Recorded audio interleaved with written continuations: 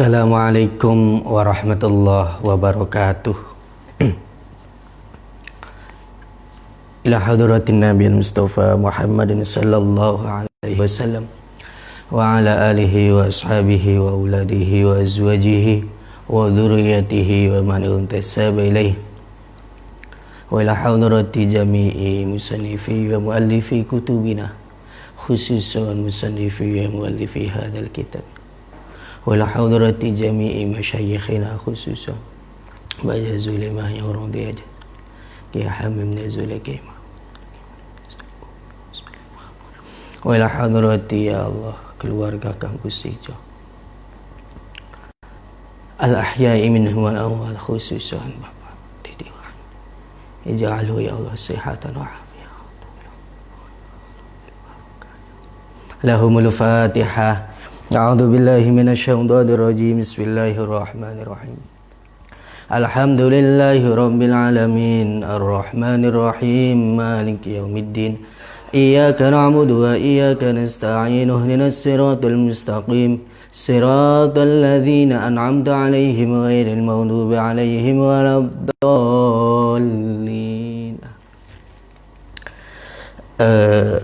Mari kita lanjutkan kembali ngaji, belajar bareng-bareng kitab Safinatun Najah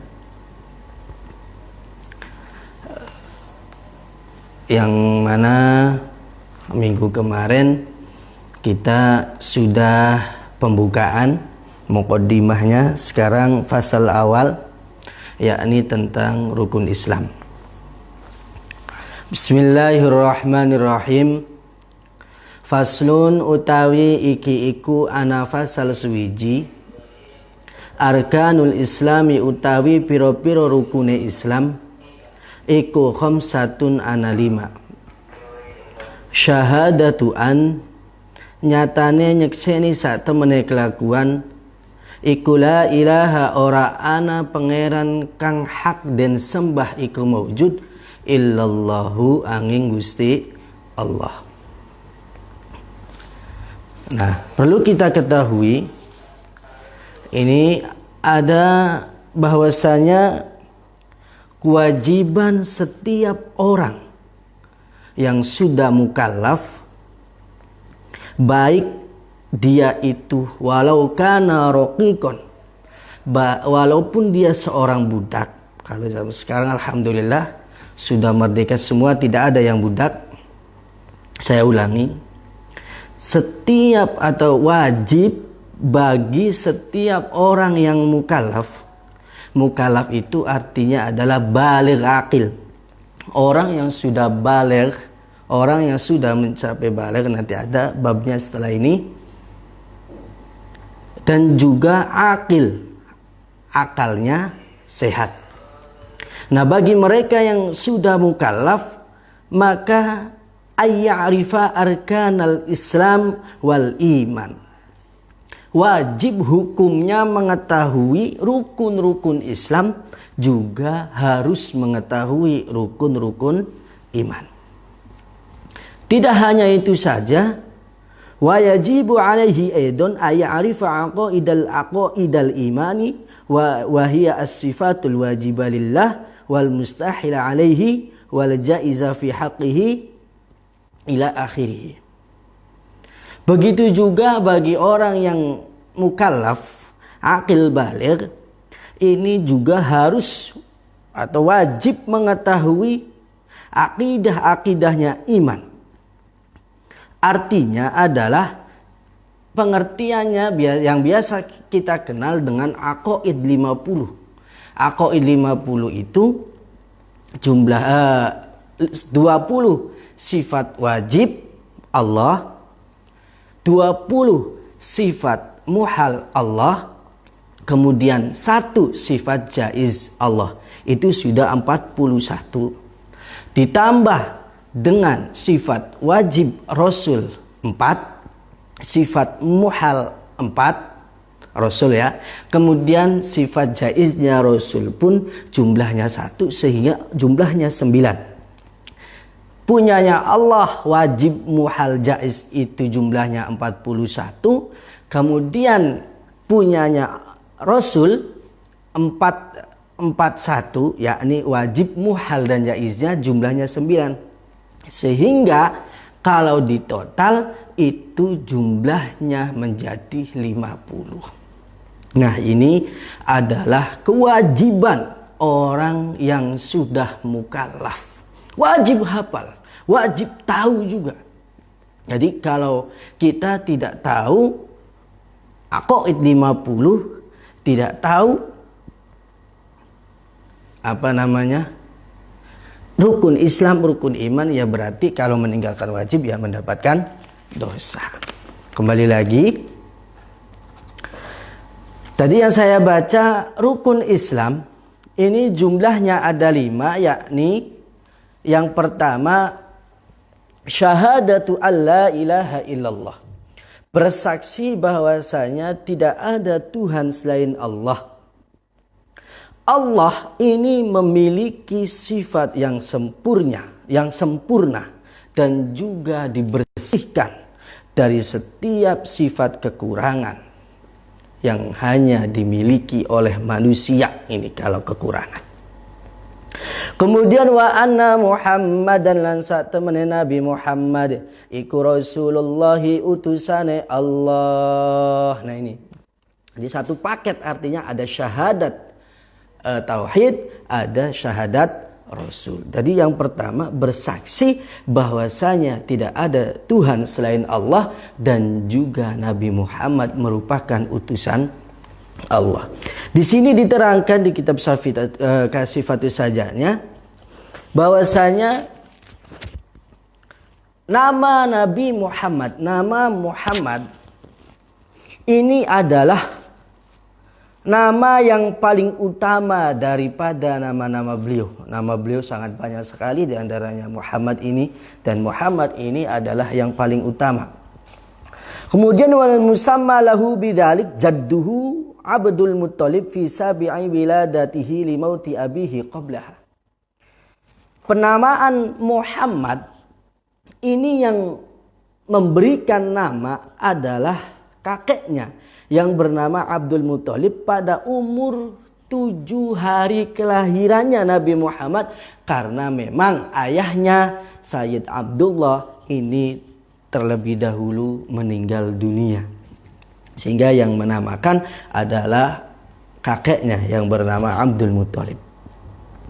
Kemudian ada yang bertanya kepada kakeknya Abdul Muttalib, lima samaitahu Muhammadan wa laysa min asma'i abaik wala kaum. Ada yang bertanya, Abdul Muttalib, kenapa kamu namakan cucu kamu dengan nama Muhammad, padahal itu bukan dari nama-nama bapak-bapak kita, bukan juga dari nama kaum-kaum kita? Dijawab sama Sayyid Abdul Muttalib, faqala rajautu an ayyahmada fis sama rajautu ayyahmuda ya fis sama'i wal ard wa qad haqqaqallahu raja'ah. Jadi harapan seorang kakek Abdul Muttalib ini memberikan nama cucunya dengan nama Muhammad, tujuannya adalah mengharapkan si Muhammad ini akan dipuji baik di langit ataupun di bumi. Dan ternyata waqad tahaqqaqallahu raja'ah, Allah benar-benar memberikan kenyataan harapan yang diharapkan oleh Sayyid Abdul Muttalib itu, yakni Nabi Muhammad menjadi nabi yang paling mulia, nabi yang dipuji baik di langit ataupun di bumi. Kemudian para ulama juga tadi syahadatnya adalah bahwasanya Nabi Muhammad itu adalah utusannya Allah. Kemudian para ulama ini berbeda pendapat. Nabi Muhammad ini apakah diutus kepada malaikat juga Di sini dijelaskan waqtalafal ulama'u fi bi'atsatin nabi sallallahu alaihi wasallam ilal malaika ala qaulaini. Jadi terdapat dua qaul, terdapat dua pendapat apakah Nabi Muhammad ini diutus juga kepada para malaikat. Ada yang mengatakan diutus mab'utsan ilaihim, ada juga yang tidak diutus, artinya lam yakun mab'utsan ilaihim. Jadi ada dua pendapat. Ada yang mengatakan Nabi Muhammad ini diutus kepada malaikat juga, dan juga ada yang berpendapat bahwasanya Nabi Muhammad tidak diutus untuk malaikat.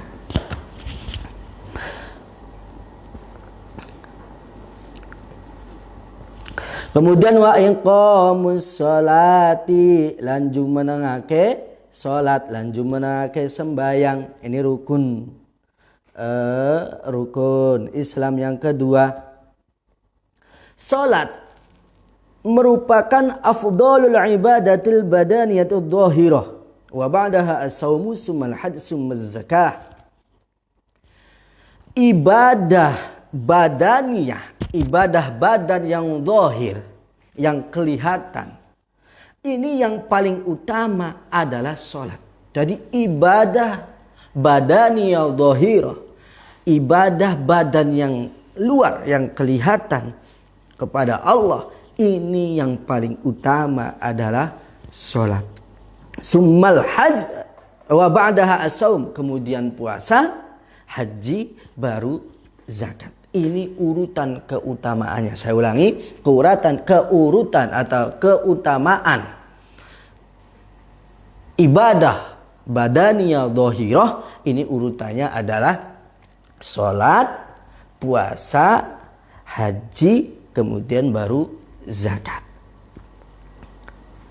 Wa nafluha afdalun nawafil, sunnah salat. Jadi sunnah atau salat sunnah ini lebih utama daripada yang lainnya. Contoh, puasa sunnah ini ternyata derajatnya lebih utama sholat sunnah. Ini kalau menurut keafdolannya. Kemudian wa ammal ibadatul badaniyah al-qalbiyah kal iman wal ma'rifah. Tapi kalau ibadah badaniyah yang sifatnya adalah qalbiyah, sifatnya adalah hati, seperti iman, ma'rifat, tafakkur. Tafakkur itu adalah berfikir, berangan-angan. Wat tawakkul, tawakal, menyerahkan diri semuanya kepada Allah, sabar, ridho, atau menerima dengan keputusan qada qadarnya Allah. Ini ternyata lebih utama daripada ibadah badaniyah dhahirah. Artinya apa? Artinya kayak semacam sabar, kayak lagi tadi tafakkur, iman. Ini tingkat keafdolannya ini lebih tinggi daripada ibadah badaniyah dhahirah seperti halnya sholat, puasa dan lainnya. Karena ada hadis yang mengatakan tafakkuru sa'atin afdalu min ibadati sittina sanah. Kita coba. Tafakkur, berfikir, memikirkan sesuatu, berangan-angan, sedikit aja atau sekejap sebentar saja, itu lebih utama daripada ibadah selama 60 tahun. Jadi begitu besar keutamaannya. Nah, tentang bahas tafakkur, ini kaitannya dengan rukun Islam yang kedua ya. Artinya iqamis shalah, yakni mendirikan sholat, itu ada halnya atau termasuk dari ibadah badaniyah dhahirah. Nah, ternyata ibadah badaniyah dhahirah ini lebih masih di bawah ibadah badaniyah qalbiyah. Ya. Nah, ibadah badaniyah qalbiyah ini contohnya adalah tafakkur tadi. Di sini di kitab Kasifatus saja ada faedah yang menerangkan qala jumhurul ulama anna tafakkura ala khamsati awjuhin imma fi ayatillahi wa yalzamuhu tawajjuh ilaihi wal yaqin bih. Ini tafakkur ini ada 5 bagian atau ada 5 wajah. Imma fi ayatillah, yang pertama adalah tafakkur, berangan-angan, berfikir tentang tanda-tanda kekuasaan Allah, dan kita pun hukumnya wajib tawajjuh menghadap dan juga yakin kepadanya. Jadi contoh kekuasaan Allah, tanda-tanda kekuasaan Allah di dalam surat Al-Ghasyiyah juga diterangkan kan? Afala yanzuruna ilal ibili kaifa khuliqat. Ini suruh Allah memerintahkan kita untuk bertafakkur, untuk berangan-angan. Bagaimana bisa Allah menciptakan ibil, yaitu onta.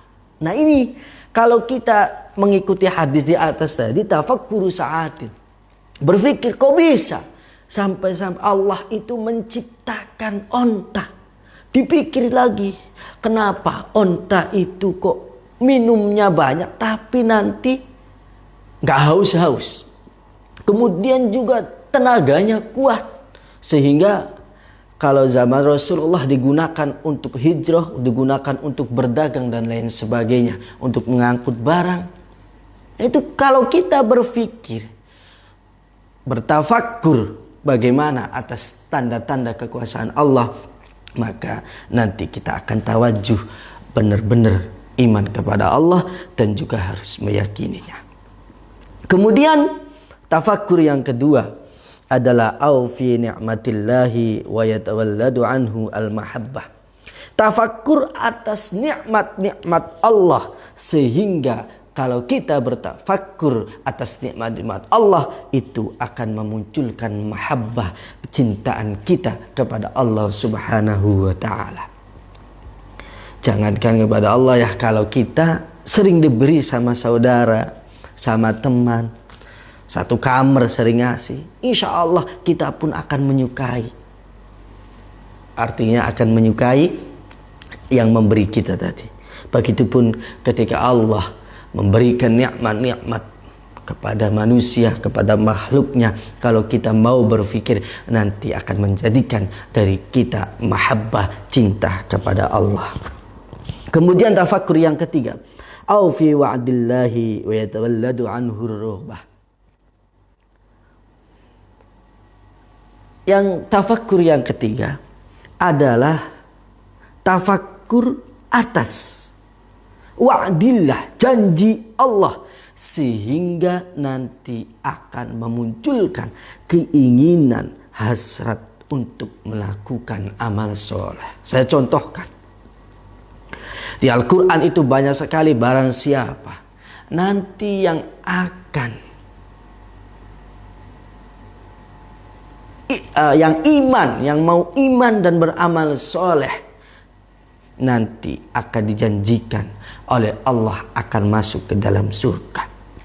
Kalau Allah sudah menjanjikan itu, kita bertafakkur, maka nanti ada keinginan dalam diri kita untuk selalu beramal soleh.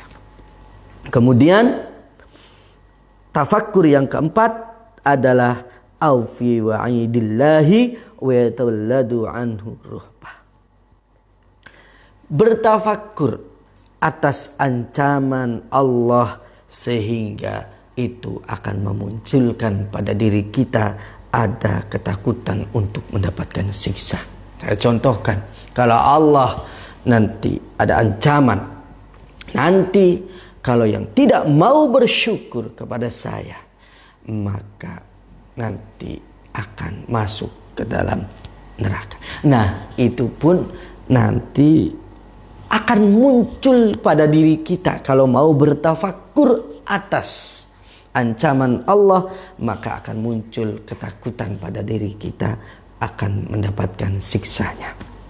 Kemudian tafakkur yang terakhir adalah au fi taqsirin nafsi 'anit ta'ah wa yatawallatu anhul haya. Ini bertafakkur atas lalainya kita, atas sedikitnya kita taat kepada Allah sehingga malu, sehingga memunculkan pada diri kita ini rasa malu. Kalau kita mau bertafakkur, tapi nih yang menjadi bahaya. Kata qala Ahmad ibnu Athaillah, kata Imam Ahmad bin Athaillah ini menjelaskan kalau kita tidak ada rasa malu ketika meninggalkan perintah Allah, ini bahaya. Ini min alamati mautil qalbi adamul hani min alama fataka minat ta'at wa tarkun nadam ala ma fa'altahu min wujudiz zallat. Kata Imam Ahmad bin Athaillah, dari sebagian atau di antara tanda-tandanya hati seseorang telah mati, ini adalah tidak ada rasa sedih, tidak ada rasa kehilangan ketika kita tidak melaksanakan perintah Allah. Dan juga tidak ada penyesalan, tidak ada rasa sesal getun jare wong dermayu apabila kita melaksanakan atau melakukan maksiat atau larangan yang dilarang oleh Allah. Ini bahaya banget. Makanya kita harus sering bertafakkur. Hati-hati. Kita cek bersama. Hati kita ini masih hidup, masih sehat, atau sudah mati. Ini tanda-tandanya. Jadi saya ulangi, tanda-tanda mati hati atau matinya hati seseorang. Jadi saya ulangi, tanda-tanda matinya hati seseorang adalah: 1, tidak merasa sedih atau tidak merasa kehilangan ketika kita tidak melakukan perintah Allah. Saya contohkan, kita tidur, kemudian waktu subuh masih sebenarnya bangun, tapi hanya ke kamar mandi aja, kemudian tidur lagi. Terus ternyata sampai jam 7 tidak segera melakukan qadha. Nah ini kalau kita tidak ada sedih, tidak ada merasa kehilangan sama sekali, tidak melaksanakan sholat subuh, berarti itu tandanya hati kita sudah mati. Begitupun sebaliknya, tidak ada penyesalan sama sekali ketika kita mengerjakan apa yang dilarang oleh Allah. Saya contohkan, kalian sesama santri pacaran, tapi jangan sampai naudzubillah. Itu jelas dilarang oleh Allah. Tapi kok ketika kita melakukan pacaran, kemudian hati kita kok nggak ada penyesalan sama sekali, maka itu menunjukkan hati kita ini mati. Naudzubillah. Tapi kalau kita kok meninggalkan apa yang diperintahkan oleh Allah ataupun melakukan apa yang dilarang oleh Allah, kemudian ada penyesalan di dalam hati, berarti insya Allah hati kita ini masih sehat, masih hidup. Nah, ya. Kemudian rukun Islam berikutnya adalah wa ita'uz zakati, lan menehaken zakat. Jadi rukun yang ketiga dari rukun Islam adalah memberikan zakat. Ai ta'uha liman wujida minal mustahiqina fauran idza tamakkana minal ada. Artinya mengeluarkan, memberikan zakat kepada orang-orang yang berhak mendapatkan zakat fauran, segera, dengan cepat-cepat apabila memang sudah mampu untuk mengeluarkan. Syaratnya nanti ya ada satu nisabnya. Perlu diketahui juga, hanya gambaran besar saja. Zakat itu ada dua.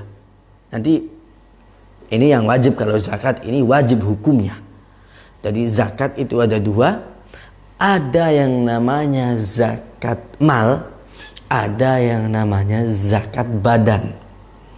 Kalau zakat badan ini istilahnya yang kita kenal biasanya adalah zakat fitrah. Kemudian yang kedua adalah zakat mal. Zakat mal ini ada beberapa macam. Ada binatang ternak seperti kambing, kerbau, unta, sapi dan lain sebagainya. Ya. Kemudian yang kedua perhiasan. Perhiasan ini ya cuma emas dan perak. Kemudian makanan pokok seperti beras, gandum, padi dan lain sebagainya. Buah-buahan ini juga kalau sesuai dengan fiqih Imam Syafi'i itu ya hanya kurma dengan anggur saja yang wajib dizakatkan. Tapi contoh kayak semisal kita punya pekarangan yang besar, kemudian kita tanemin pisang.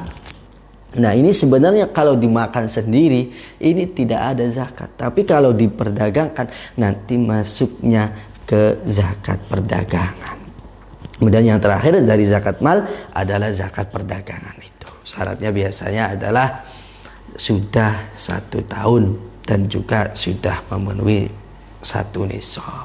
Ini hanya gambaran besar saja, nanti insya Allah ada di belakang. Kemudian yang berhak mendapatkan zakat ini di dalam Al-Quran juga dijelaskan. Innamas shadaqatu lil fuqara wal masakin al-ayah. Itu ya. Di antaranya adalah fakir, miskin, afil, mu'allaf. Mu'allaf itu orang yang baru masuk ke dalam agama Islam sehingga masih membutuhkan tuntunan, membutuhkan bahasanya apa ya? Dinengen kayak kalau saya contohkan mu'allaf qulubuhum itu kayak santri baru lah. Santri baru masuk ke DM ini kalau kita kerasi nanti malah boyong lagi. Begitupun mu'allafah qulubuhum, kita beri zakat supaya mereka orang yang dulunya bukan Islam masuk Islam itu semakin kuat dan semakin yakin bahwasanya agama Islam ini agama yang benar dan hak gitu. Kemudian rukun berikutnya adalah wasaumu ramadhana lan puasa ing dalam bulan Ramadan. Nah, puasa Ramadan ini difardukan atau disyariatkan, diwajibkan kepada umatnya Nabi Muhammad fi Sya'bana minas sanati saniyah minal hijrah, yaitu pada bulan Sya'ban pada tahun 8 Hijriyah. Nah, di dalam kitab Kasifatus saja dijelaskan puasa ini dibagi menjadi 3. Artinya yang melaksanakan puasa dari orangnya ini bisa digolongkan menjadi 3. 1 umum, 2 khusus, 3 khususul khusus atau paling khusus lah gitu. Yang pertama adalah puasanya orang umum, orang awam seperti kita. Wal umumu kaful bati wal farji an qusdi syahwah. Puasanya orang awam kayak kita ini ya cuma menahan syahwatnya perut dan juga syahwatnya farji kita. farji itu ya alat kelamin kita. Jadi kalau kita puasa hanya tidak makan, tidak minum, kalau sudah punya istri berarti tidak hubungan suami istri, ya ini ya termasuk puasanya orang awam. Artinya kalau mulut kita masih ngomongin orang lain, di hati kita ada iri, kemudian telinga kita masih sering mendengarkan orang ngomongin orang lain, ya berarti ya masih tetap sah karena puasanya orang awam yang mana cuma menjaga perut dan farji saja.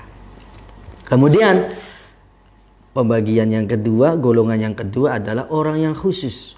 Wal khususu huwa kafus sam'i wal basar wal lisan ila akhirih.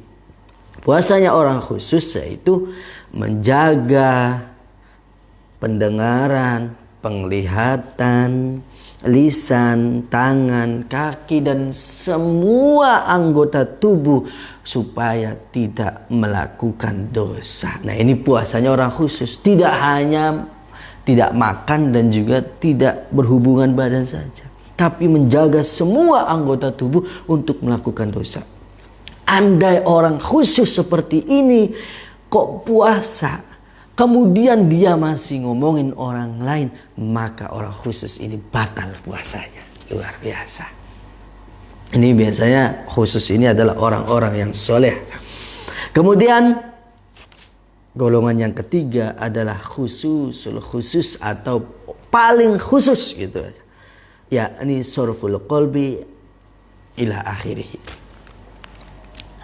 Ya, ini puasanya orang yang paling khusus adalah mengalihkan hati dari keinginan duniawi dan juga menjaga dirinya yang ada di dalam hatinya itu hanya Allah Subhanahu wa ta'ala. Jadi orang yang puasa atau termasuk golongan paling khusus kok di hatinya masih ada keinginan duniawi dan juga di pikiran di hatinya ada selain Allah, maka dia puasanya batal. Tuh hebat. Tapi kalau kita-kitaan seperti ini, khususnya saya sendiri ya mungkin masih golongan yang pertama tadi yang umum, perut kita tidak dikasih makan, kemudian hubungan sama suami istri juga tidak, tetapi kadang anggota lainnya ini masih tetap melakukan dosa. Nah, hal semacam ini insya Allah puasanya masih diterima, tapi golongan yang khusus, yang umum. Nah, kemudian rukun Islam yang terakhir adalah wahijjul baiti lan yento haji ing dalam baitullah sapa man wong istata'a kang kongang kang kuasa sapa man ilaihi maring hijjul baiti apane sabilan dalane. Rukun Islam berikutnya adalah haji ke Baitullah, ke Mekah bagi orang yang mampu. Nah, ini pembahasannya nanti. Cukup dari saya malam ini. Pembahasannya tadi rukun Islam, insya Allah malam Senin berikutnya ganti dengan rukun iman, karena memang kewajiban dari seorang mukallaf, yakni orang yang sudah mencapai batas baligh dan juga akalnya sehat. Cukup sekian dari saya, kurang lebihnya mohon maaf yang sebesar-besarnya. Kalau ada kesalahan mohon dibenarkan. Cukup sekian. Wassalamualaikum warahmatullahi wabarakatuh.